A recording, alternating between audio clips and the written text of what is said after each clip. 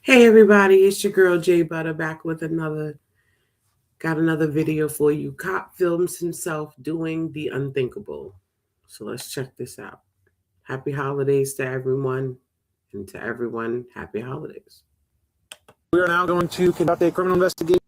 Go ahead. Where the you want me? Go ahead. I want you to shut the up. What? No, dude. Yeah, that's dude. not very professional, is it? Why am I around arrest? For what? For what? Being drunk. Because you cannot approve when the you proved me over. Because you nothing. That's all I gotta say. When a routine DUI arrest takes a shockingly violent turn, it results in not only a brutal injury, but will spawn internal investigations that will end one officer's career. The following is based on official police records, and the footage has never been seen before until now. Please note that all persons charged with a crime are presumed innocent unless and until proven guilty in a court of law. On December 6th, 2024 at 10:38 p.m., the Ormond Beach Police Department responds to a traffic crash where a motorcycle carrying two people was struck by a vehicle. I apologize. I understand you're upset. See my helmet? All I just saw was ass, and I just hit the sidewalk. That lady's screaming at me. If you see under the car, she just poured her whole drink out. She is wasted. Okay. And I'm so pissed. Okay. Because she's like, all right. You stopped in front of, it was the red light. Okay. She just hit us at the red light and then screamed. You were the passenger? Yes. Officer Melissa Edmonds pulls the driver of the motorcycle aside. Though she doesn't know it yet, this routine investigation will take a dark turn by the end of the night. It was a red light, so I was coming slow. Okay. And I'm guessing she didn't see me because it's a motorcycle. And she just slammed me back and it threw my girl off. She was stunned, so she slammed her brakes right here, and I pulled up right here. I'm surprised the back of the bike's not smashed. It hit me that. It stunned me so hard. Despite this, neither the motorcyclist nor his girlfriend report any injuries. Another responding officer approaches the driver of the vehicle, who has remained inside her car. Please note that the police department face in this initial footage. However, later, the redaction is removed. I'm not sure what you're asking for right now, but... Just your license, registration, and proof of insurance. For the third time, your license, registration, I'm trying to find it. and proof of insurance. Here, my license is in my wallet. Okay, we'll start with that. Your license. Where's my purse? I have no idea. This is my jacket. I don't know, ma'am. I wasn't in your vehicle earlier. I'm not in control of your belongings. Though she doesn't find her wallet or ID, the woman identifies herself as 46-year-old Shauna McCree. Shauna had just left a Christmas tree before the accident occurred. I was going straight and this girl jumped right in front of me. She jumped in front of I you? couldn't stop. So, no, I was going straight. Was she traveling in front of you, or did she turn in front of you? I think she was traveling in front of me. Okay. It went very quick. Okay, and you just hit the back of the motorcycle? Yeah. The officer gives Shauna more time to look through her belongings before he returns again. Did you find your ID? Yes. Oh, wonderful. Did you find your insurance card? Like, I can't do that for you. I can't produce the that you want. What? This is all I got. Is that why you're crying?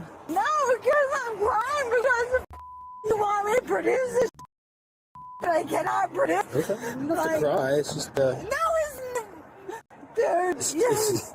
It's not a big deal. I'm just asking for your registration. Big deal. You wanna laugh about it? I'm not laughing at You wanna laugh about it, really? You think it's funny?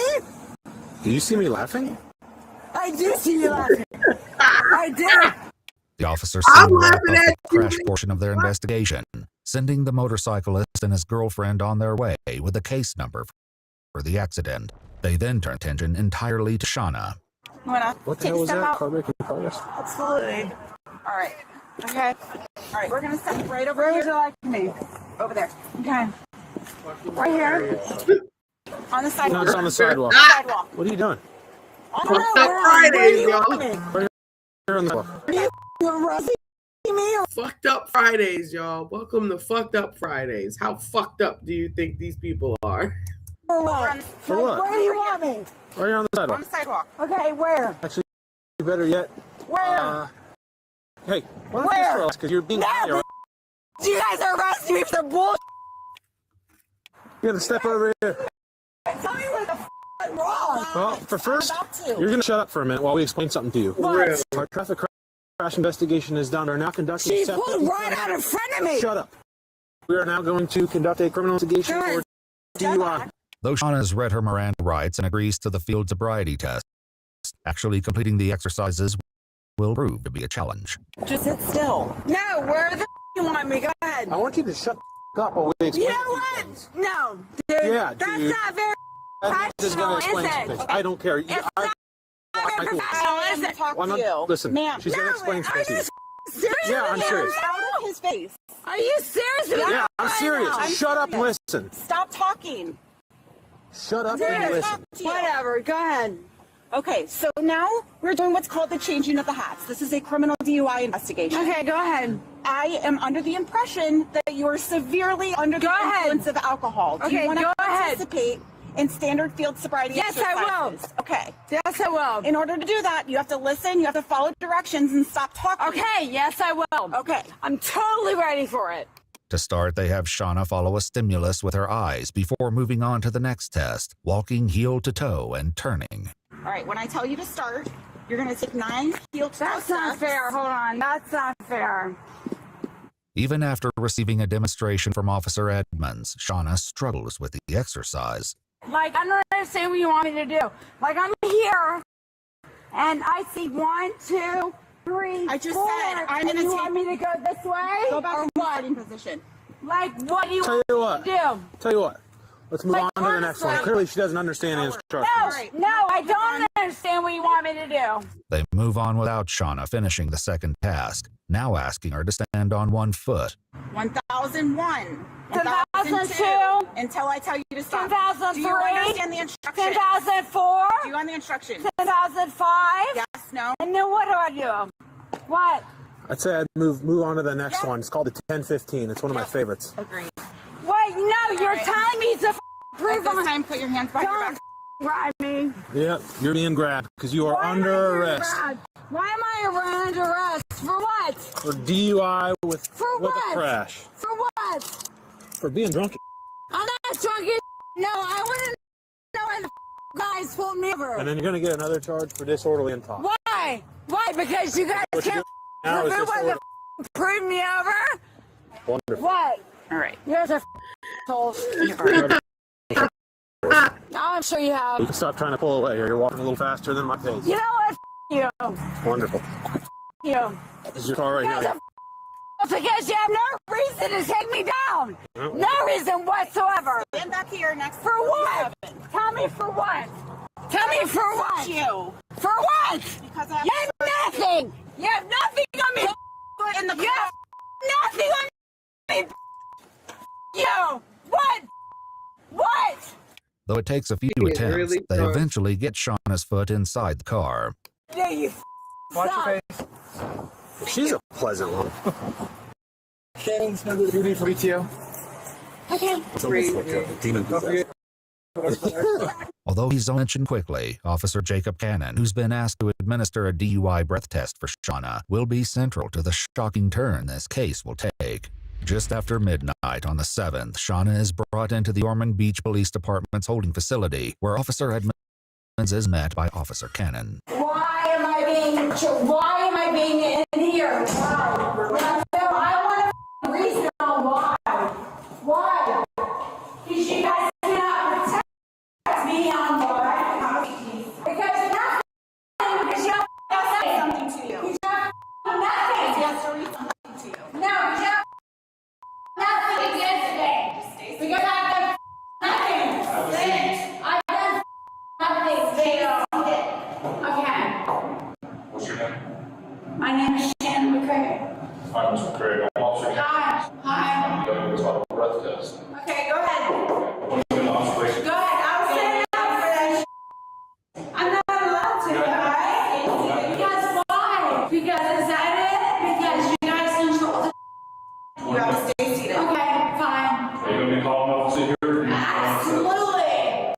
They inform Shauna that there will be a 20-minute observation period before the test will be conducted.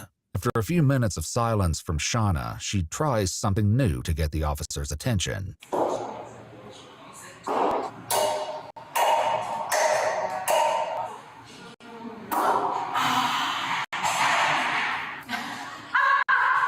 When this doesn't work, Shauna tries again.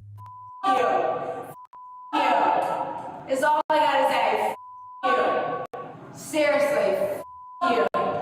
You're pathetic. And you should be ashamed of yourselves. Pathetic. Pathetic. Sit down, please. I don't have to sit down. Sit down, please. Shanna, you gotta sit down. No, you guys are pathetic. Have a seat, please. You guys are pathetic and you know it. You Oh, don't give God. a normal people.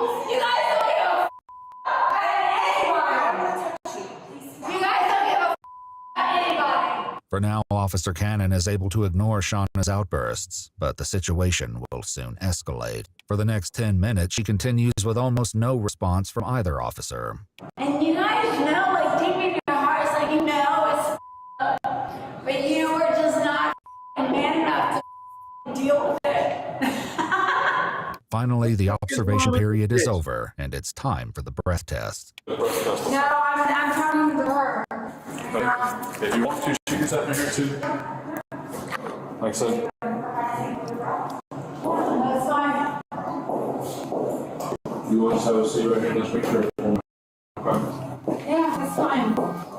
Here's a So again, this is a fresh breath piece, okay? fine. Shauna successfully completes one sample of the breath test. Police documents indicate that she has a blood alcohol content of 0.24, which is 3 times the legal limit. Though Shauna begins the second sample, she stops just before it can be completed. I don't have to do this. No, I don't. No, I She said, I don't. don't have to do this. Yes, I you do. go jail, can I?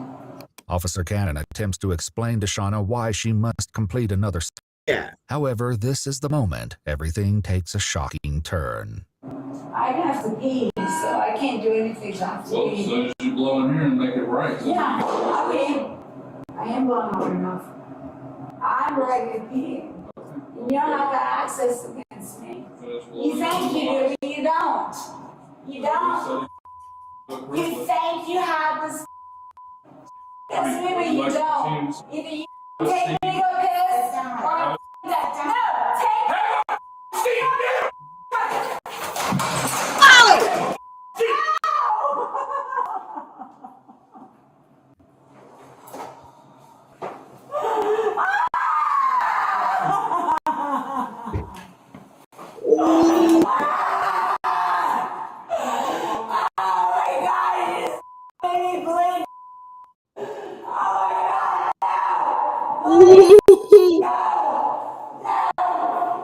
After Shauna was placed in the holding cell, Officer Cannon checks on the Intoxilizer 8000 instrument, but doesn't attempt to provide Shauna with any medical assistance, despite her leaving a trail of blood from the room into the cell. Officer Edmonds is the one to call for medical aid. Though the footage is redacted, in the immediate aftermath of the incident, Officer Cannon can be heard calling his captain. She jumped up and went to charge out of the room, so I went to place her down. She went to try to charge out of the room, so I went to, because He she said she was had a not, piss. sir. So I went to grab her and she pulled away, and when I did, I tried to put her in. Y'all see how he's trying to save his ass? Instead of saying she was yelling in my face and we was both yelling at each other and I wasn't getting heard, so I felt some type of way and I dragged her ass down. That's the way it happened. But now he's saying that she tried to charge out the room. Bitch, you got her in handcuffs. And y'all blocking the only fucking walkway, the only entrance. How is she charging? You know what? Chair, and she smacked her head on the glass, pulled the BTO machine onto the ground.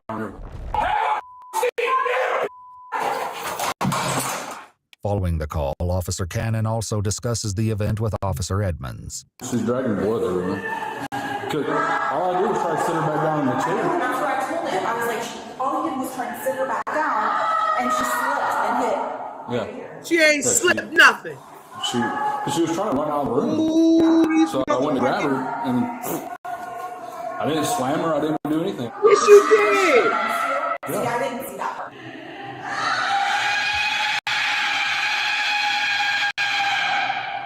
EMTs soon arrive, and Officer Cannon once again explains what he claims happened to Shauna. Right. During he this claimed- explanation, he also included her second fall when she was inside the holding cell. Stood up and charged out of the room.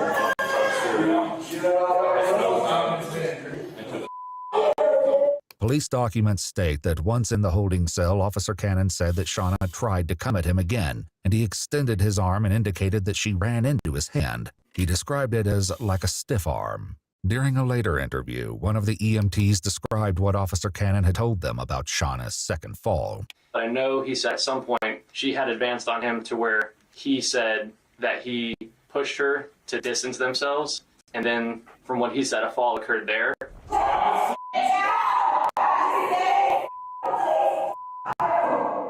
Shauna was soon transported to the Halifax hospital.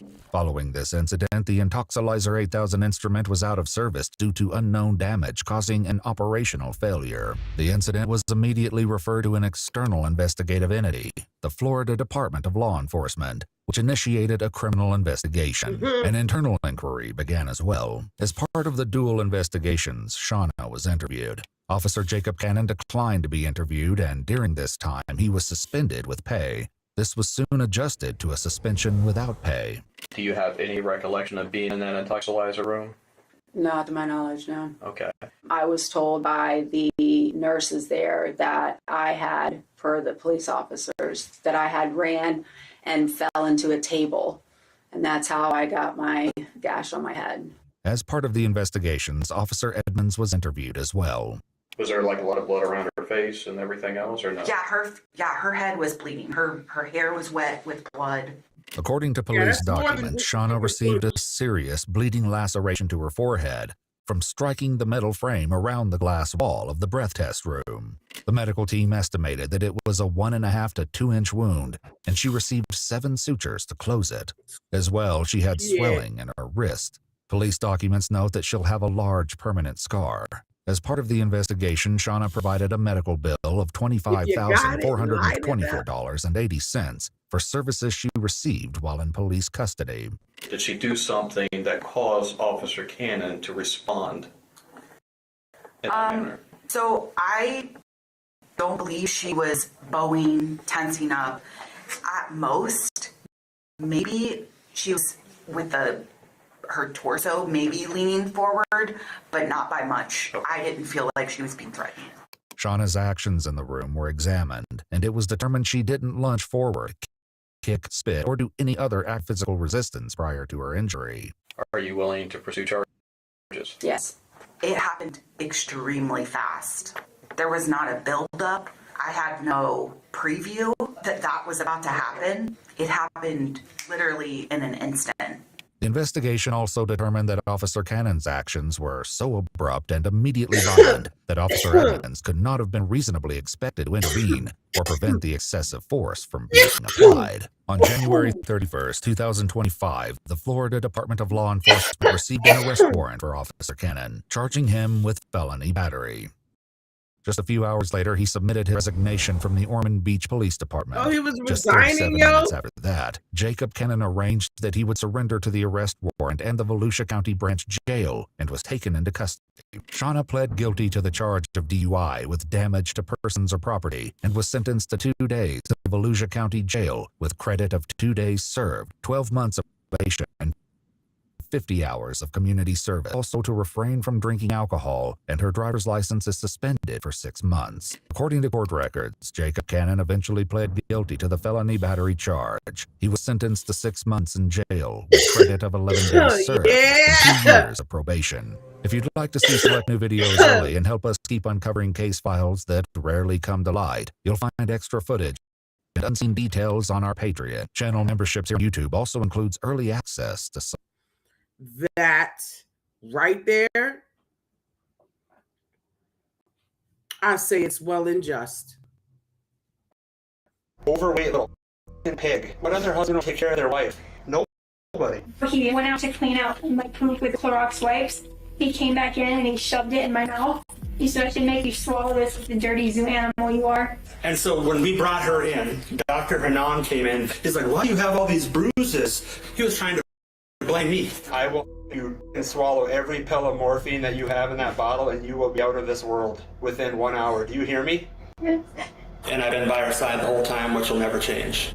A beloved doctor with a rare form of cancer reveals that she's been fighting a second secret battle behind closed doors. It's a story written on her face in bruises and preserved in a recording her husband knows nothing about. The question is, did her escape come too late? I was able to make it to the front door with my walker, and I was able to get out to them. And I said, I need help, I need out, I need out. The following report is based on official police records, and the footage has never been seen before until now. A hospital administrator in Grand Forks, North Dakota, calls the police when a cancer patient reports being subjected to physical mistreatment at the hands of her husband. We would like an officer to come here to help issue a no trespass, and this particular individual, we're expecting him in like the next 10 minutes to be on site, and he does have a history of violence, so could we get somebody over here kind of right away? Yeah. And is he an employee or somebody coming in to visit a patient? No, but the spouse is an inpatient, so he's not allowed to see her due to the nature of some of the things she's disclosed.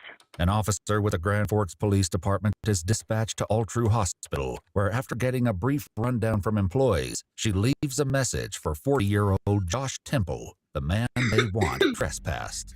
I'm talking with hospital staff here. For reason it doesn't sound like they would like you here. This phone call is to let you know you are not allowed to come to Altru for any reason unless you have emergency medical attention that is needed. Other than that, I do understand that your wife is in here obtaining treatment, but you are not allowed on the property. I'll go up to 411 and interview her. Do you want to just hang out just to see if he does? Not showing up or typically if they're going to be violent with the spouse, they won't typically be with us. But I mean, really that doesn't mean anything, but typically they do stuff like that in private, right? I was just gonna say, yeah, it's more of a behind closed doors type thing. Yeah. The officer arrives at the room where Josh's wife, Dr. Whitney Temple, is receiving treatment for complications arising from chemotherapy. She does have a cancer diagnosis of some sort, okay. And what is she here for currently? Depends on how you spin it, right? Okay. She had diarrhea. She's being abused. I mean, she knew something like that because she has low platelets. So like, she used her diarrhea and weakness to get here. And maybe it's not what we're thinking, right? Maybe it's more verbal abuse, which is something that you'll know when you see her. Okay. The officer learns that Whitney came to the hospital by ambulance 2 days earlier. But before she can get more information, she gets a phone call back from Josh, who believes this stems from a conflict between himself and medical staff. I was there last night taking care of her, and I think they're mad because I had her get out of her bed and stand up for a little while as well, and they missed that she was fluid overloaded, and so they weren't following proper, because I know a lot of medicine too, and my wife's a physician. Okay. And I study it. I love medicine, absolutely love it. I was in the Army for 8 years, and I was a combat lifesaver and fell in love with medicine. I probably should have just went that route and still think about it, of doing physician route anyway. But, so I know a lot about it, and, saved a lot of lives in Iraq too. Established his credentials, Josh, a home builder by profession, says that before he realized she was fluid overloaded, he had her stand for about 10 minutes to build up her strength. And she ended up falling again. She was falling a lot. And I didn't think she was fluid overload. She had her walker in front of her and the bed to the side. Okay. And so I think they got medical. You don't want to be questioned or whatever, and I get it. And I know my wife looks like a hot mess right now with all of her bruising and her, bad clothes. But it's been like this for almost 2 years. It's just, another day for us. And I promise you, I'm just going to stall me and the guy. I'm not like, yes, my wife has involved a lot. She's my work a couple of times. So, Is that where it comes from, Josh? Is that where Bruce from? she has low platelets and she's been falling. I'm not sure of hers or she falls, whatever. You have 30,000 platelets in your body. You're supposed to have 150, 200,000. You're going to look like her knees are all banged up. From fall. I understand that. I promise she's not a danger to herself or that I'm not taking care of her or just letting her fall. Nonetheless, the officer informs him that for the time being, her orders stand, and he is back on property until for next. The officer must with Whitney, who has a different story to tell. Hello. My name's Police Department. Do you mind if we chat? Absolutely. Okay, and you're Whitney, right? And these are mom and dad? Mom and dad. And they know everything. It came in, I think they said the 3rd. Yep, and I had to call the ambulance because he refused to take me to the hospital. Okay. So I ended up calling the ambulance in the middle of the night. Whitney will share much more about the horrifying lead up to this hospital stay, but she assures the officer that the trouble in her marriage didn't start this week as much as Josh was. If they're trying to make it look like I'm letting her fall or bringing me into her or whatever, we've been married for since 20. I've never been mean to her. So when we moved into our townhouse in June of 2020, he said I said something lippy, and he punched me in the chest, and I fell on my butt, and I was like, why did you do that? And he's like, you just slipped. Like, I didn't hit you that hard. If I hit you, you would have broken something. According to Whitney, that was only the beginning. We were in the car, and I said something lippy. I'm too lippy and mouthy. And he hit me in the side of the face. I was wearing my sunglasses, and it broke the sunglasses on my face, and I had marks. And when I told him you broke my sunglasses, and he goes, I was just trying to grab them off your face so you'd listen to me. Whitney says that these episodes didn't end when she was diagnosed with cancer in 2022. If anything, they may have gotten worse. I have a significant wound on my backside that medically he was kind of the cause of because he wouldn't bring me to the hospital. Okay. And so he was doing my wound care for it. He said he's the only one who could do it and I would die if he didn't do it, so nobody else can take care of me. And I was getting really, really woozy, and he smacked me on the butt on the non-injured side. He's like, wake up, if you fall on this floor, you're gonna get septic again, we can't get you up. And another time during a dressing change, I was being lippy, and he hit me on the back of the head, and it made my head hit the side of the tile in the shower. Whitney endured Josh's episodic outbursts in isolation until a particularly bad incident in April 2023. Afterwards, she reached out to her sister and broke her silence. Josh took my phone away from me last night, but not before I hit record. Then, referring to Josh's daughter from a previous relationship, she said, he initially got mad at me because I asked him for a wet paper towel to clean bone slobber off my blanket from dog. And with that, Whitney shared 2 audio recordings that the police report, in a moment of understatement, describes as disturbing.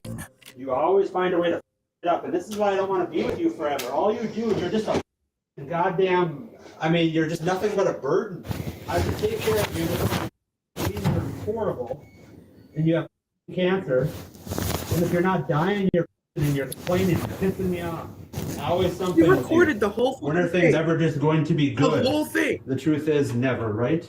Huh? Stupid. Right? You freak out over He's a little so dog fucking eating their stupid. bone next to you. I didn't freak out. Oh, I need this one to walk. Do that. I need that walk. You let her Oh, keep I her need phone. this stuff. I just asked for a wet paper towel. Do it yourself. Start doing your own stuff. Let's see how well that goes. Do you want to do your own wound care tonight? I can't see it. I'm just sick of you, and I just don't know how we're going to be able to keep pushing forward. I just do not enjoy my time with you.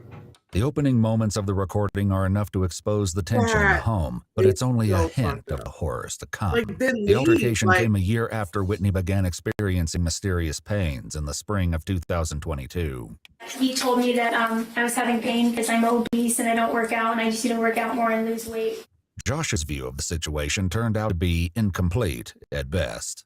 And he wouldn't let me go to the doctor, and I eventually, because I was in so much pain, I texted my doctor, his work clothes, and I said, I really need to get in with you. I've been having this severe pain, and now I'm having neurologic symptoms. And she got me in like the next day and got me an MRI. Okay. To do it behind his back. Whitney was finally diagnosed with Ewing sarcoma in August 2022, missing a crucial early window for treatment. Soon suspended because Whitney suffered a sepsis infection and developed necrotizing cellulitis on her backside, requiring months of recovery. Josh became Whitney's caregiver, and by the time of her secret recording in April 2023, he was ready to use that against her. So at what point do you stop being a mother burden and being a liability and being a charity case? When are you ever going to stop being that? When? You were like this before cancer even, so don't act like it was only cancer. At least with you, you can't just play that cancer card because you were lazy before this and had to do most things because work was too hard for you. You were the only American in this country that goes to work. And even though there's moms out there that have multiple kids and pets, and they come home and have to still be a mother, and they're doctors too, you need to snap out of being the way that you were bred to be, which is lazy and ill. And every time I show you the path and get on you for doing something stupid, you act like a and you walk away, and then you get all mad and you cry about it. Is that going to fix anything? Crying doesn't work on me anymore. I'm completely numb to it. Result work. I'm tired of you not having the results I'm looking for. I'm tired of every day that belly keeps growing even though your weight's dropping. You need to start doing something. It's either you live your life like a pathetic disabled person or you start getting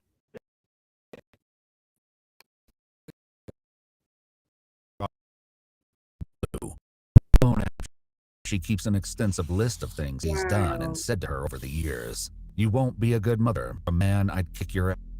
And shut the f and eat your chili are but a few examples. like, why are you trying to ruin my one Saturday night with why are you so good at ruining things? You're like a professional sabotaging Ruin it. I just asked for a wet paper towel. cause drama. I was not trying to cause drama. You shut your mother's mouth and don't even open that mouth. Do you hear me? Yep. Do not even say a thing. You are not entitled to say a word. When she's over here, and spend time and to have a good time, not to hear, oh, I need my blanket cleaned off. I need this. I need that. Shut the up. We'll do it later. It's not doing anything sitting there, is it? And you're the mother who opened the window and got cold. Did I tell you to open the window? What did I tell you before? Don't do something unless you're told to do it. You have a severe listening problem. This judgment, it seems, was a common one from Josh. He thinks he's such a good guy. And then he does this for my because I don't listen to him. I have a listening problem, and the only way he can get me to listen is to do this. Made my life hell. I didn't do anything to you other than try to love you. No. Yeah. I've been unhappy since the first day and I should have just walked away. Yeah, you should have. What? You thought I was just a lazy fat slut who was broke and a burden. You said she was a slut by I the never dumpster said I was outside a of your slut. apartment. You said, No. well, I am one. I said by your definition. No, you did not. You literally said that you were one. No. Well, it doesn't matter. The numbers prove that, right? So it doesn't much matter. I don't know why you stuck Sleeping with with me. people you didn't even know. If you think I'm such a horrible person. Well, I was trying to fucking fix you You can't fix people. because you and I both learned that the Just hard like I way. couldn't make you nicer, you couldn't make me what you thought was a better person. Just because I'm not nice doesn't mean I'm not a good person. I never said you weren't a good person. You do amazing things. That doesn't mean that you get to be mean to me. Yeah, but this time around, but if it comes back for you again, you can say to yourself, oh, I wish I had him around to save me again. To this, Whitney responds by saying that his care includes making her want to end it all. That's what a fight for your life is. If you would have gotten sent to the military, you would have been able to handle this a little bit better because you would have been a little bit stronger in your mind and not play the poor me game. For now, Josh remains in control of his temper, but that will soon change. You can go ahead and recount in your little mind of every little thing that I've done to save your goddamn life multiple times through the I literally have no words right now. I am just shocked to hear how this man is talking to her. It is so sad. Process. And what do I get in return? The same at the end of the rainbow. One day you're going to wake up and realize, oh, why did he always think I was so ungrateful? And then it's comments like you just made tonight. Do that much for you, and that you I never pushed my word. Off tomorrow, and I'm going to see you struggle and watch your turn sideways and take you out of this world. How does that sound? Cool. Okay, so what you just said isn't cruel? I never. User. You an invoice for all his care. Hundreds of thousands of dollars. You just And then I will send you all of for the everything deals you've that I done. lost for your prime season and let the company You when didn't I'm have gone. to come with me. I didn't have to come with you. See, this is exactly what I didn't like of you. He started hitting me with clothes, and I'm like, please stop, please stop, please stop. And he dragged me out of the bed when I had all this like wound in my Foley and everything. I could get ripped out. And he has me on the floor, and he's like repeatedly hitting me with the laundry in his hand. And he's like, I should rip this bandage off you, and you go septic it, and then you septic again, and then you wouldn't survive it. Even by the time the worst part of the recording is over, it's not any easier to listen to. Get your back in the bed. You've never saw evil. Get in there. You need to learn what you say before you say it. Try to tell me I didn't have to be there at Mayo to help you. If this cancer comes back, I'm letting you go. Do you understand that? Yes or no? Yes, it's true. I have not loved you for a while now, but I have cared about you, and I have felt pity for you. But I don't know what to do because we got married and we're supposed to love each other, and you're very hard to love. And I feel like you're trying to derail my life and yours at the same time. And how is that fair to me when I've literally kept you alive? Huh? Sorry. And then you say you didn't have to be there. If I ever hear that come out of your mouth again, I will make you swallow every pill of morphine that you have, bottle, and you will be out of this world within 1 hour. Do you hear me? Yes. I am not playing around anymore. You will be brought out of this world if you piss me off like that one more time. And I will put you out of your misery. The recording puts Josh's conversation with the officer today in a new light. Yeah, I'm just kind of weirded out when your husband is trying to take extra care of your wife and you're like being penalized. He is a piece of fucking shit. He is the worst shit you could ever come across. And I mean the shit that make that stink up the whole fucking half a block, a whole block. Like he stank. That motherfucker is the worst human being I had ever come across. Or this is kind of disheartening. Okay. You know what I mean? Yeah, I get I don't that. really know what, I mean, I dedicated so much time and effort to her, and now they're just trying to put her into a freaking home. You better get your one-bedroom apartment figured out, 'cause that's where you're headed. Whitney says that at the end of that day's incident, something happened that was even more terrifying than the violence. And he ended up taking the phone from me, and it was still recording. And I was so scared he was going to see it was recording, and like that was going to be like, that was it. This is how people go down hanging out with losers like you, because then you drive people to be violent and mean, and then you try to get them in trouble, right? Yes or no? You're not around on this. You're not around on this. Give me my phone! No. Give me my phone! Lay down. Give me my phone! I said no. You give me my phone. I said no. Yes. Why? Because. For what reason? I need it for my alarms. No. Yes. You're not getting it. Give me my phone! I bought it. No. Lay down. Give it back. You got 5 seconds to lay down. But luckily, he doesn't know how to get my phone. He has a really bad memory. Okay. And so I just recorded, and eventually, like, he came in, he was like, I'm going to get this back to you, and so I was able to, like, shut it off and, like, get it to Sissy right away. Whitney sends the recording off to her sister along with a desperate warning. You cannot tell anyone yet, especially mom and dad, she writes. This is extremely dangerous for me, and if he finds out I recorded him or told anyone about his abuse, he will hurt me again. As Whitney would find out over the next year, however, there was nothing to stop that from happening anyway.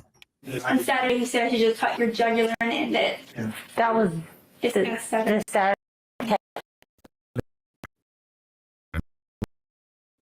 She had an accident in the living room. So I was trying to get up from the couch, and he was on a work call. And he couldn't get to me quick enough. And I was trying to get there, and I had diarrhea kind of running down me. And he's like, "You're on my floor like a zoo animal," and like he kind of let me fall off my walker, and he dragged me through the poop into the bathroom, and got me on the toilet, and when he got me on the toilet, he started repeatedly hitting me on this left side of my face until my nose was bleeding. Was he hitting you the closed fist or open fist? Okay. So you can see the fingerprints on her face, on her scalp there. For the fingers. Okay. And then he said, And that was the left side of your face? Okay. and he's like, "Why are you bleeding?" And I said, "Because you hit the side of my nose." He said, "Did it break it?" And I said, "No, but it's bleeding." And he goes, "Yeah, if I used a fist, you'd definitely be dead. That's like 2% of what I could do." And then he said, "If I hit the right side of your head, you would for sure be dead because your tumor's over there." Whitney says that the altercation on Saturday only intensified from there. You're about to hear the worst thing I've ever heard. Okay. So he went out to clean out my poop with the Clorox wipes. He came back in and he shoved it in my mouth. He said, "I should make you swallow this like the dirty zoo animal you are." I'm military, I'm cordial. I don't fly off the handle like an idiot or anything, and I'm college educated, I'm not a weirdo. And he shoved it so hard that it tore my tongue from like the base here. So I have a big wound. We have a picture of that too. Okay. If they get poop in there, I can go septic. Give me 1 second, y'all. Gotta make a Much pain. He keeps trying to call me. I told him I was coming in to talk with you, so I don't know why. Oh, well, I do know why. Yeah. He's trying to be his sweet self. It is this sweet side of Josh that Whitney would frequently spotlight, just as she did only a few days earlier when she texted her friend about the bathroom ordeal. "He's been by my side ever since," she writes. "It kills him being away from me." Does it seem like he has periods of time where he's, like, physically or emotionally abusive and then he's okay? Yes. Okay. Yeah, he tries to reel me back in. And he tells me that he doesn't know why he does these things. He gets so scared of losing me that he just kind of loses it. But at the same time, it wasn't uncommon for Whitney to send text messages that were meant as much for Josh's eyes as for the recipient. She once sent a message to her sister that read, "So I only told Josh that I told you he was calling me obese and was sick of me not listening. He can't know you know anything else. The next text I'm going to send is just in case he wants proof I told you I was in the wrong." He never does this in front of people because he has to save his pride. He's extremely cordial, a doting husband. Like, I can take care of her. As for the incident from this past Saturday, Whitney would not find out until later hospital scans that the damage was worse than she even knew, and she suffered a fractured vertebrae during that night's chaos. Whitney says that Josh helped her clean up that night, but the undiagnosed bacterial infection she was suffering from continued to worsen in the coming days. I was deteriorating again. Okay. And I told him I need to go to the hospital. And he said, "Ultra sucks. They're just going to make you sicker. I can take care of you here." He said, "You just need to eat and drink your electrolytes here. We'll get through this." And I said, "I feel like I'm dying." Even at that point, diarrhea, explosive diarrhea for 10 days. Yeah. And then what made you call the ambulance Wednesday? Because I knew if I would survive the next day. Because my medical stuff was getting worse. And you called the ambulance yourself? I did. Was he aware of that phone call? Eventually he was. So I was sleeping out on the couch and he was in our guest room. And I was laying out there and I waited till he went to bed and everything. And I called 911. And he eventually came out of his bedroom after I was able to make it to the front door with my walker. Mm-hmm. And I was able to get out to them. And I said, "I need help, I need help, I need help." In subsequent text messages, Josh adopts a much different persona. "I can't believe I didn't hear you and wake up," he wrote. "This cancer should be in me and not you. I'll never let you down again." He thinks that staff's upset with him because of an incident that happened yesterday with you falling in the room. Yes. And believes that. Okay. He did say that he was on the other side of the room and that maybe he should have been on the same side of the bed. He forced me to, I have, this leg doesn't work from my tumors and this one is really swelling up and he forced me to do PT and stand and I said, I need to sit down, my leg's not working. Okay. I said, you stand for 20 more minutes, like, you need to be stronger. Like, what are you, an 80-year-old cripple? Okay. I said, I need to sit down and he came over to like grab me to get me back on the bed and my leg gave out and we had the walker and I couldn't hold on because of it and it slid up from underneath me and he let me fall and I landed on my butt and then I was able to like catch myself to not hit my bed. Okay. And there's an IV pole and I have a big scratch on my back from where I scraped it. I didn't tell her to stand up and fall down on purpose. We didn't know that she was going to fall or she wouldn't have stood up either. She normally can walk just fine. And she's been using her walker just fine. To prove it, she had PT that day for an hour with the physical therapist a couple hours before I got there. And so she did PT just fine. Okay. I was really exhausted after PT and everything, and then he made me do more. And so he had me walking on the side of the bed with my walker, back and forth, back and forth, back and forth. And he goes, okay, now you need to stand there for 30 minutes. Just show me you can stand. I said, I don't think I can. Like, my legs feel really weird. He said, you do it.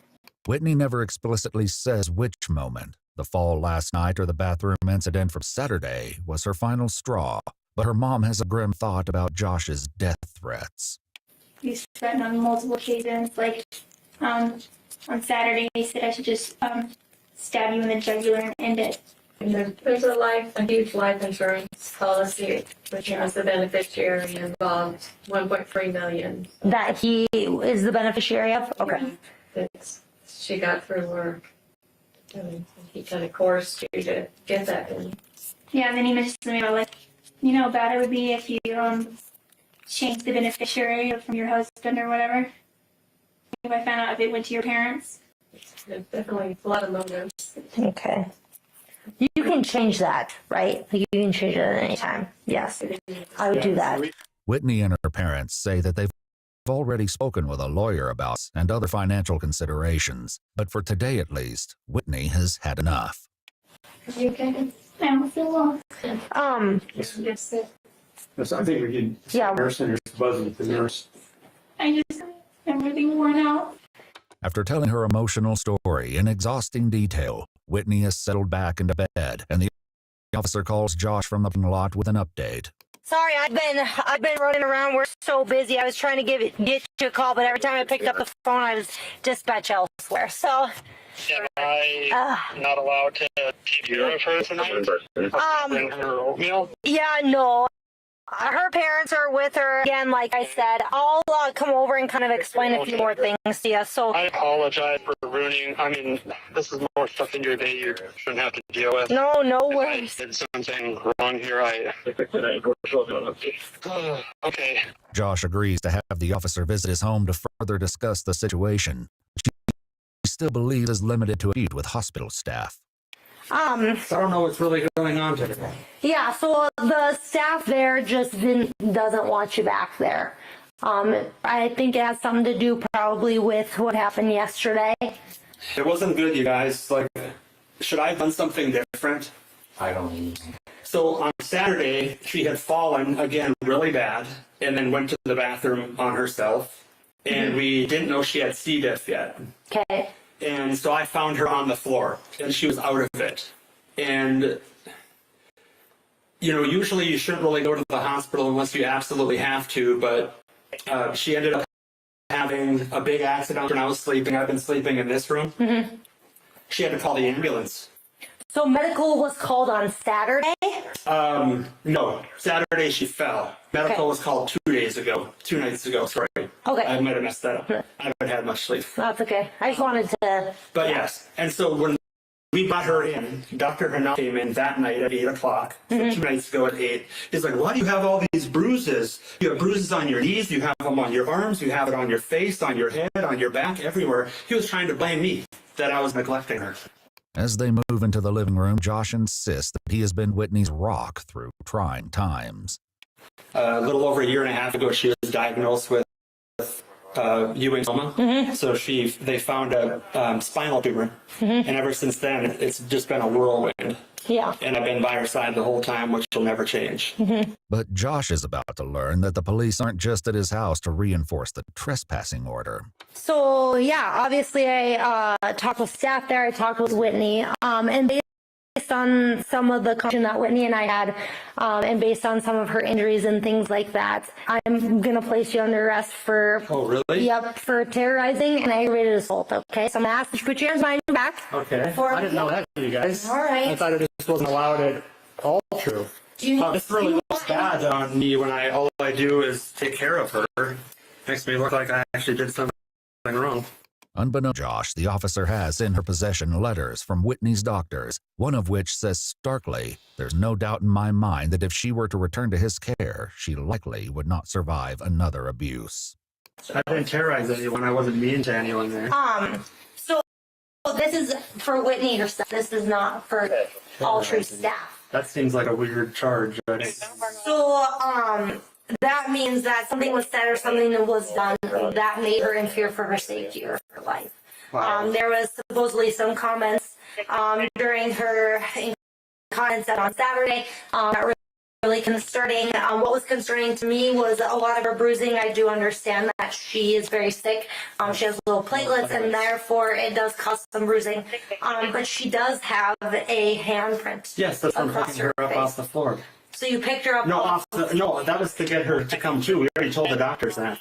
If you even poke her, it'll cause a bruise. Okay. And when she hit her eye, that was on her walker. She already told people she fell down. But this story, whatever its legitimacy, has already been preempted by Whitney.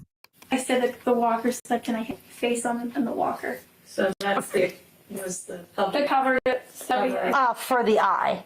And that's what you told them initially when you came in. They told us. My staff and stuff, but when I was in the ambulance, he was abusing me. So she told me that she said those things to other people, and that wasn't the truth. Pretty messed up. Okay. So that's what I'm getting. Why would she try to say this about her only caretaker and the person she's been with for 6 years? And I've been through this cancer fight with her. Yeah. So based on talking with her, it seems like there may be some domestic violence issues going back to 2020. No, That definitely she's not. kind of just Okay. disclosed, right? Yeah, well, the problem is that I keep her alive and keep her going and find all the medical errors and everything else, and now she's saying stuff like this when I did nothing. Unreal. Josh is calm on the ride to jail, unaware that this case is already beyond her word against his. The problem is domestic, like real domestic, is such an awful thing, and then being categorized in that is pretty ridiculous. And then when we get divorced, you're going to be like every other woman and try to take half of my money. No, I won't. And then I'm going to cut your throat, is what's going to happen, because no one steals my... I've always put her in front of myself. Is there going to come a time where you're pleasant to be around, or is it just going to stay like this forever? Am I just going to be your caretaker until you die, and then we're just going to live a life of, oh, well, that was a waste of my life? Huh? She has been safe. She has been well cared for. The weird thing, maybe you guys had asked around and found that out today, but I usually get praise, as does she, for how good of care I take of her. You need to stop being a nuisance. You go to the store and get your own food from now on. With her husband under arrest and a protection order in place, Whitney Temple seemed to be on a path to freedom. Unfortunately, she didn't have long to enjoy it. She died a month later on May 6, 2024. At a later court hearing, her father recalled the day his daughter accepted her fate. And then I heard my baby girl announce the next evening, "This is my last supper. I am ready for hospice." And then so crushingly, Whitney unbelievably apologized to us for having to give up the fight for her life. Josh, who was originally charged with endangering an eligible adult, terrorizing, 1 felony count of domestic violence and 1 misdemeanor count of domestic violence, enters into a plea agreement that sees the domestic violence charges dismissed in exchange for guilty pleas to the first 2. At his sentencing hearing, a year after Josh was arrested, his lawyer said that he should be given leniency arguing that he had been, quote, proactive in his own rehabilitation and heavily involved in his church while out on bond. It's for these reasons that I asked the court to consider a period of home confinement and supervised probation. In a sentencing memorandum Josh filed prior to the hearing, his lawyer argued that his client's actions came out of burnout from being a caregiver. He wrote, Whitney's battle came to an unfortunate end a month after Josh was charged. This fact in itself makes Josh's conduct extremely unlikely to recur. Josh himself also spoke at the hearing. My wife was my world, and she was the strongest person I have ever known. I'm truly focused on making the wrongs that I made right and asking for true forgiveness for mistakes that I've made. I'm truly sorry. Thank you for your time, Your Honor.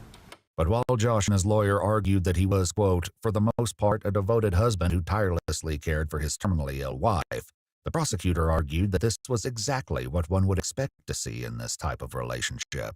Your Honor, I think everybody in the system, the court, attorneys, law enforcement, we're all very familiar with domestic violence, and it is a cycle. It's not something that happens 24/7. Had it been something going on every single day, every minute of that day, I truly believe that Whitney Temple would have left much sooner than she tried to. But that's not how domestic violence works. It's a roller coaster of ups and downs. There is love bombing. There is promises, assurances that the individual will change. They'll be better, but they don't. The previous year, an autopsy found that Whitney's death was a result of Ewing sarcoma complications. However, the doctor also noted one contributing factor, a history of documented intimate partner violence. The judge not only took this into consideration, but also the fact that Whitney was not the first. You have engaged in violence in the past. So in 2012, you engaged in a domestic violence situation with a person with whom you'd had a child in front of your child. These are concerning facts. You have a problem. You have a serious problem. You need to acknowledge it and you need to address it. She died from cancer, but there is no doubt that the physical and mental abuse that you perpetrated against her made her last days on earth even more unnecessarily painful. The judge sentenced Joshua Temple to 5 years in prison for endangering an eligible adult and 5 years in prison for terrorizing an adult victim, with both sentences to be served concurrently, followed by 2 years of supervised probation. Whitney Temple, who after her original diagnosis managed to complete her residency, pass a medical board exam, and continue to work as a physician throughout her illness, was 33 years old. If you'd like to see select new videos early and help us keep uncovering case files that rarely come to light, you'll find extra footage and unseen details on our Patreon. Channel memberships here on YouTube also include early access to select new videos.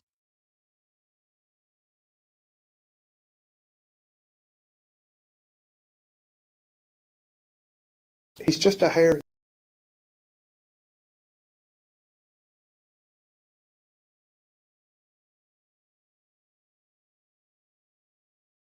Okay, so I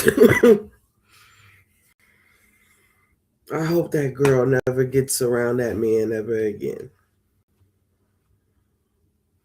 But this dumb teacher,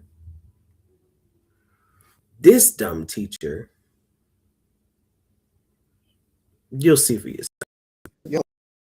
And, well, you're being supposed to do that, but it's really the age. Is he 15? I mean, that's a middle school. When disturbing messages between a Texas teacher and a middle school student surface online, detectives step in to investigate, but her sickening admissions are far worse than they could have ever imagined. I just saw your hair in the cookie jar. The following is based on official police records, and the footage has never been seen before until now. On July 19, 2023, the Nacogdoches Police Department receives a call from district officers at McMichael Middle School. Hey, we've got a situation that has been, I guess, an inappropriate relationship with a student outside of school, and it just came to our attention. Another kid here at the school showed the principal over here some Snapchats that were corresponding between the child and the teacher, but we believe everything's been happening during this summer break out in town.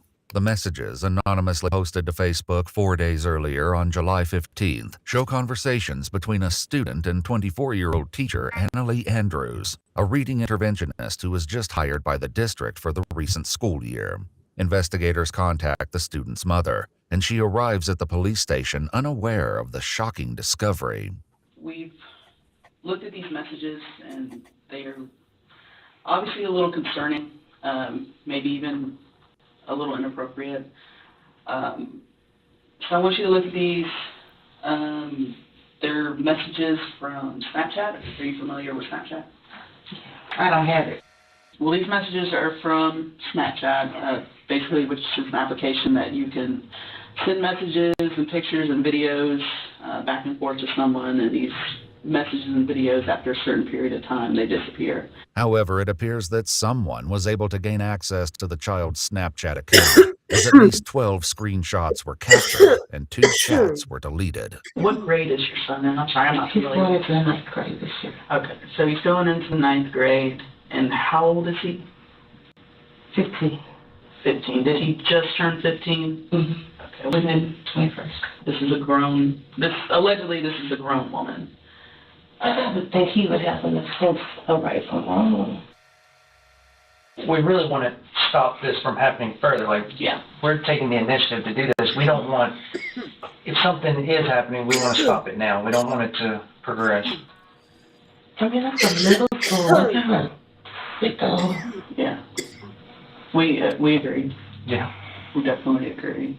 Though school is out for the summer, investigators are able to intercept the teacher, Ms. Andrews, as she arrives on campus to turn in computer equipment. The evidence made public is already damning, but her own exposed the full truth.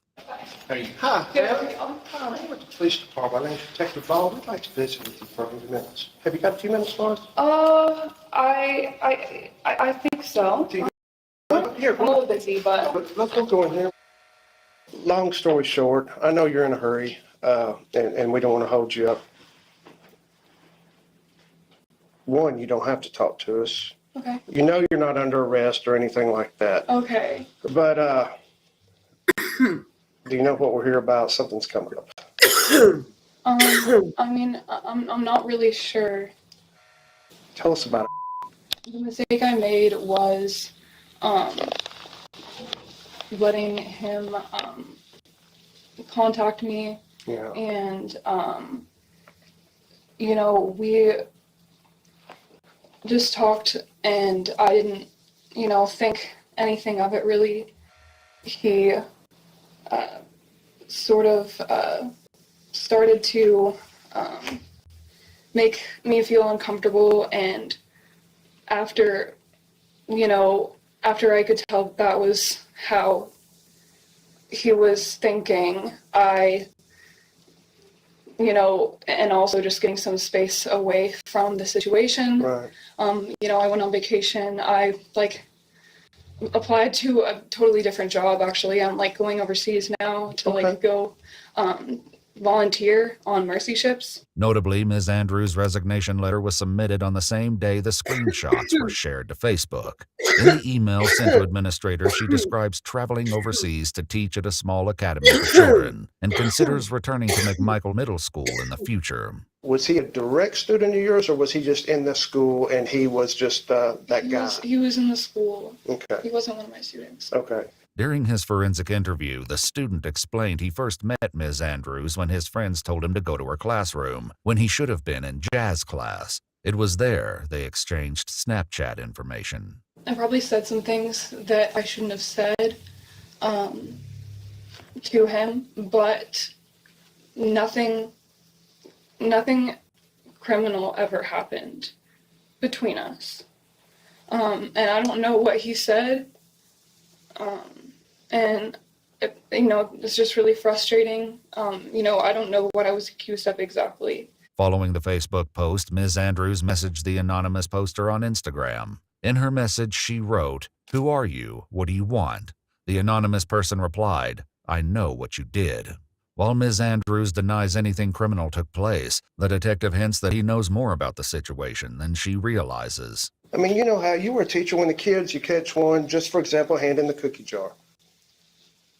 I just saw your hair in the cookie jar. The messages suggest the pair met outside of school on multiple occasions. In one exchange, Ms. Andrews arranges to pick up the student at his home, and he writes, "Park in front of the house like last time." We only were at his house. I mean, I just picked him up from his house, so we never really spent a long time there. Did you go inside? I did go inside once or twice. All right, fine. Hey, do you see us going, oh my God, we're just talking. Well, hey, this is not the end of the world. We just gotta. I just really, I just have a lot going on right now. About to get on a plane. Again, remember what I said. This whole thing, we're going to get through this. In other messages, they agree to meet in parking lots and even at a local Domino's. Domino's? It's across the street from my house. Okay. What are you thinking right now? What does it sound like to you? Could be screwing somebody that's old enough to drive. Ms. Andrews also writes, "Just say you're going to hang out with a friend." For a good 2 weeks, he was spending a lot of time out of the house, which is weird for him because he's normally just in the house and on the game. But it was right around the time school let out, so I thought he was just hanging with his friends. Wow.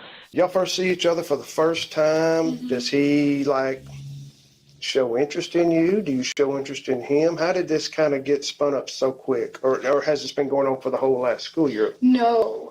So, I'm obviously, I'm not an idiot. I'm sure, part of me in the back of my mind, probably knew that he might, for me or even try to do something, but I just thought that I just assumed of course I wouldn't do that. Of course that wouldn't happen. I just was uncomfortable, and I only knew him and not the other kids. Mm-hmm. And I'm sure I was partially uncomfortable because I shouldn't have been there, but I was just lonely and wanted someone to hang out with. Let me ask you this: how many times did y'all meet? I think, I'm just trying to I didn't count, probably 3 times. 3, sure it wasn't a little more than that? I don't know. I'm not trying to think of a number. I just don't really remember. Less than 10? Oh, much less than 10. 5-ish? I think it was less than 5. Less than 5? But according to the student, the two met outside of school approximately 6 or 7 times. Met at his house. Where else did y'all meet? And the other place we went to the park, whatever park is sort of in that area, and there were some other kids there, and it was just was just so stupid, and I felt uncomfortable the whole time, and I didn't even know why I was there. Because he's a smooth talker. He is. He knows how to speak to an attractive young lady. Hey, listen. It sounds really stupid, but and it also I had gotten to know him as a friend. He's a good kid. He's a good kid, and I am just too open, and I'm too I'm too trusting and too nice, and that I hate to have learned that lesson. Those are not bad traits to have in this 2023. By the student's recollection, the first time he, quote, hung out with Ms. Andrews was at a place she took him to, which he calls the mansion. So at his house, at a park, where else did y'all meet? The only other place was we went to a property I have. It has, it just has, it's just a nice place to hang out, I guess. Ms. Andrews explains the vacant property belongs to her mom and is occasionally rented out to guests. She'll later take the investigators to the mansion so they can see it for themselves. But as the messages reveal, hanging out was far from the only thing they were doing there. There's mention of drugs. I'm gonna say, man, with what? Now, we did learn a little bit about some, and it's not legal in Texas yet. Every other state just about it's legal, but we saw a little about some smoking. What's going on with that? I mean, he brought it and he offered me some. And I said yes. Y'all just smoke together like people smoke? Okay. That was his, I'm talking about marijuana, are we talking about the same thing? Yes. No cocaine or meth, none of that nonsense? Okay, all right, good. But based on the child's forensic interview and the more cryptic messages, investigators are certain something far.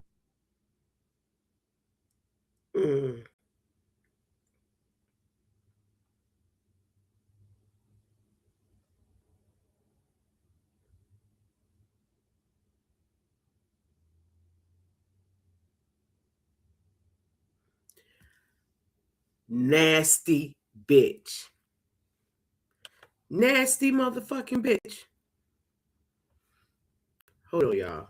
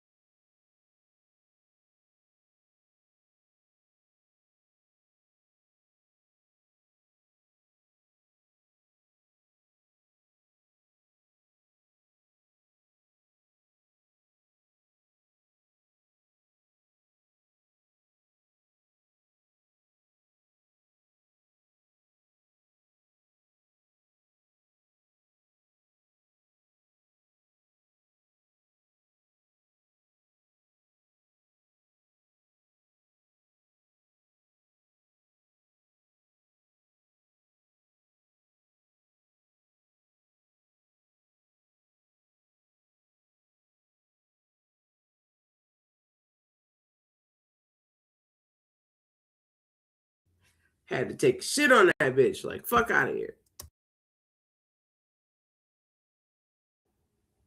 I had to take a shit on this bitch. Like, fuck out of here. Fucking hoe. Worse occurred between them. How many times did some sort of inappropriate sexual event happen? How many times are we talking?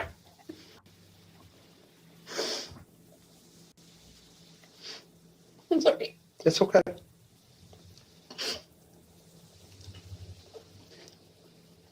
Like 3 times. 3 times. Okay. Fair enough. If you're 3 times, you're pretty sure on that? So 3 times. Okay. I'm not quite sure. But here's the important part to this. Out of those 3 times, did you ever force him? No, I said no. I said Okay. no. Okay. Did you ever trick him into doing it? No. Did you ever say, "I'll buy you Domino's pizza," Oh my gosh. I said no the first time, like a bunch of times. Okay. Well, no, keep in mind we have to ask these questions because we have got to weigh: are you this horrible monster, or are you somebody that made a silly mistake? While she's adamant she said no multiple times, according to the child's forensic interview, Ms. Andrews was the one who first initiated the inappropriate physical contact. Still, she tries to explain to the investigator that it was the student who made advances, and it was unwanted. So y'all are there. He gets personal. Mm-hmm. Do you open up to him? A little bit. A little bit? Okay. Yeah. Where does it progress from there? I mean, he tried to kiss me and I backed away. Okay. And he, you know, I mean, obviously I didn't get up and walk away, which is what I should have done, but I was still just uncomfortable and kind of pushing him off and saying like that I didn't want to do it. And, you know, he was just really hot and heavy, honestly, and he was just saying that like he was almost done, he just wanted to do it, and like, and I mean, it was kind of in that moment that things happened. Was that the It was just really first quick. sexual encounter? Okay. Believe it or not, these type of situations happen frequently. Here's the whole thing. He's just a hair young. That's the only thing that makes this why we're here. You understand that, right? Mm-hmm. And well, you're being educated, not supposed to do that, but it's really the age. Mm-hmm.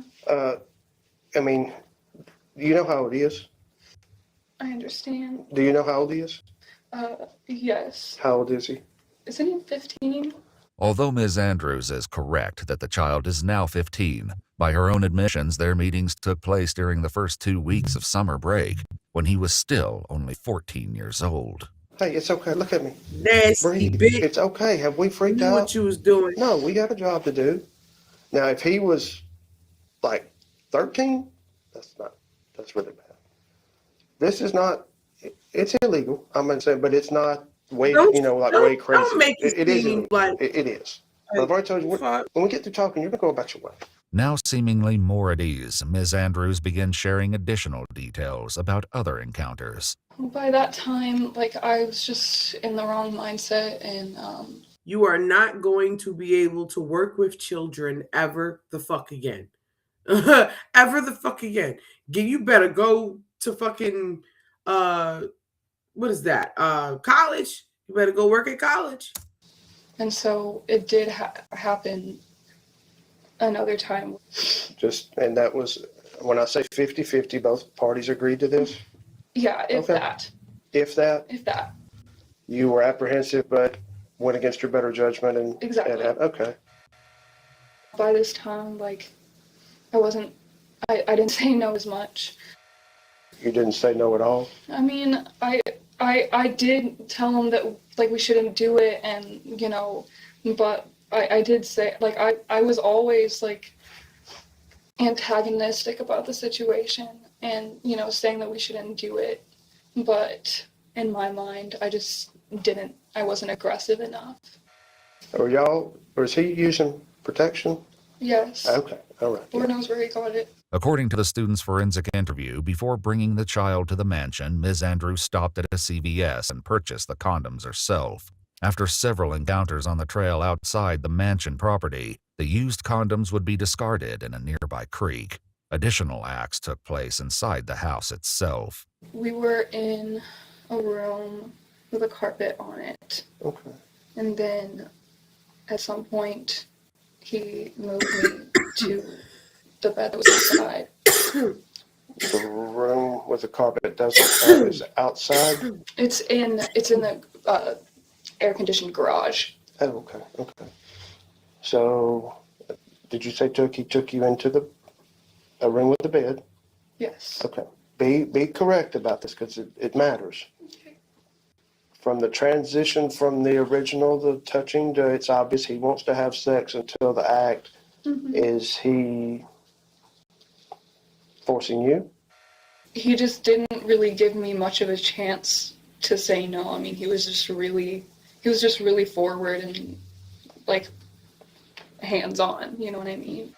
I mean, he would forcibly do things, but just not in a violent way.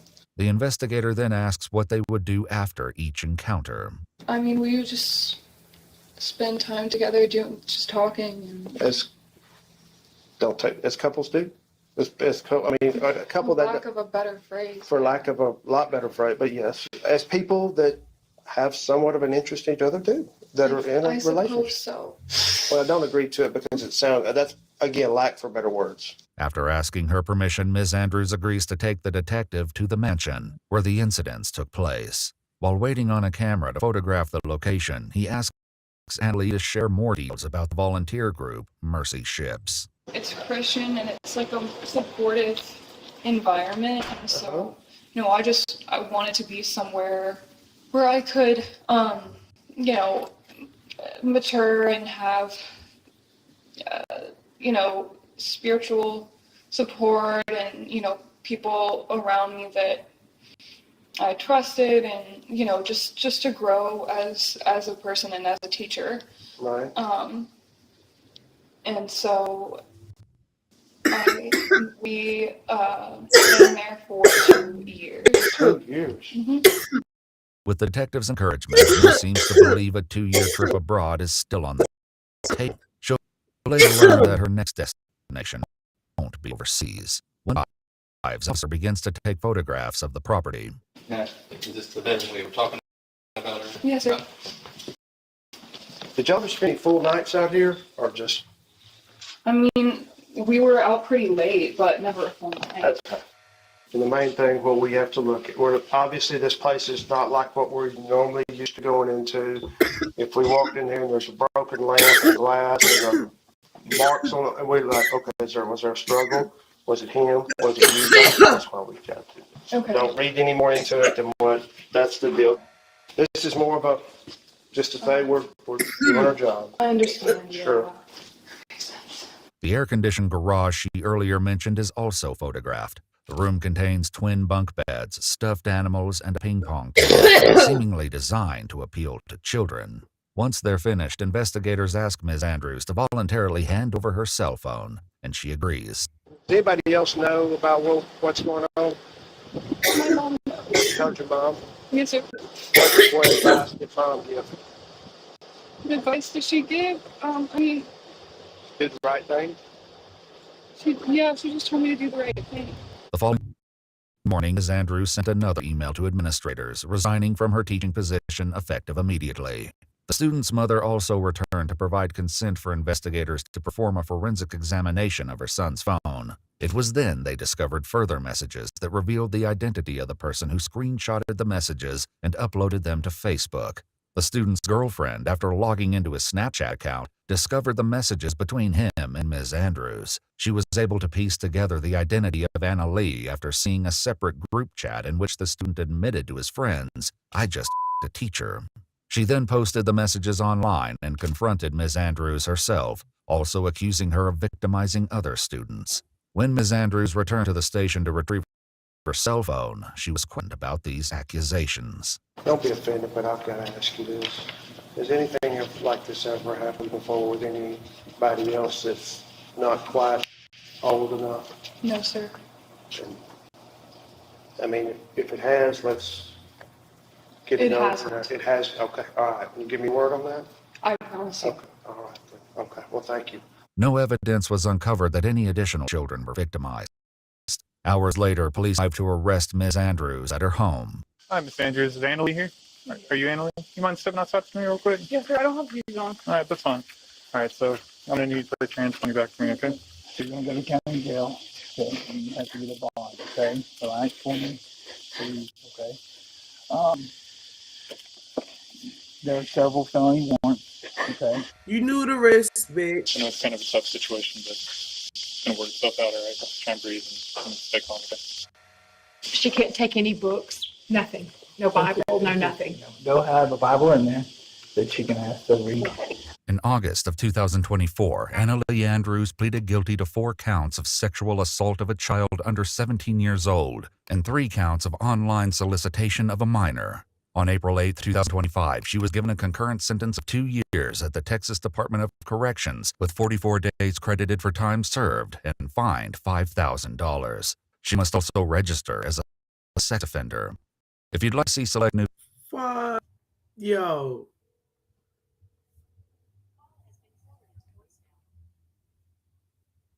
Motherfucker.